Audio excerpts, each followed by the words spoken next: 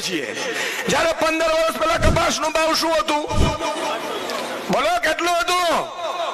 1500 થી 1800 રૂપિયા 11 વર્ષ પહેલા કપાસનો ભાવ હતો। અત્યારે કપાસનો ભાવ કેટલું છે? 1200-1300 રૂપિયા। સ્કૂટીનો ભાવ કેટલું હતું?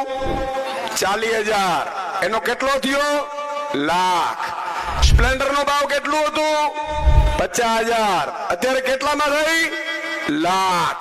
સોનાનો ભાવ કેટલું હતું? આ નરેન્દ્રભાઈ આવ્યા એની પાછળની વાત કરું છું। અને નરેન્દ્રભાઈ ને હું કહેવા માંગુ છું અહીંથી કે આવી રીતે મારા ખેડૂતોનું લોહી ચૂસશો ને તો સાહેબ આજે આ ભોળી પ્રજા કદાચ હજી જ્ઞાતિ જાતિ ધર્મના આગેવાનો ઉતારીને તમે મત લઈ જશો, પણ મારો ઈશ્વર મારો નાથ ક્યારે માફ નહીં કરે, મારી સોનલ ક્યારે માફ નહીં કરે તમને। પણ મિત્રો કૌભાંડ શું છે સમજવાની જરૂર છે। ભાજપ વાળાએ બધા લોકોના જે ટેકાના ભાવે મગફળી ખરીદવાની છે એના ઠેકા એટલે કે કોન્ટ્રાક્ટ ભાજપ વાળાએ લઈ લીધા છે। હવે એને શું કર્યું? તમારા રજીસ્ટ્રેશન રદ કરાવશે, તમારા રદ કરાવશે, ભાજપ વાળા રજીસ્ટ્રેશન કરાવશે, પછી તમને કહેશે કે 900,000 રૂપિયામાં આપી દો।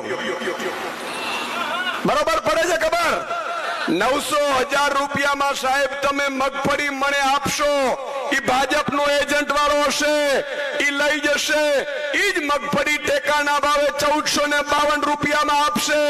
બિયારણ આપણું, ખેતી આપણી, નિંદામણ આપણે કરવાનું, રાત્રે સાપ અને દીપડાની વચ્ચે પાણી આપણે વાળવાનું અને કમાશે। આ કમળ ગટ્ટાઓએ કમાવાનું પ્લાન કર્યું છે અને પર્દાફાશ આજે મારે કરવું છે।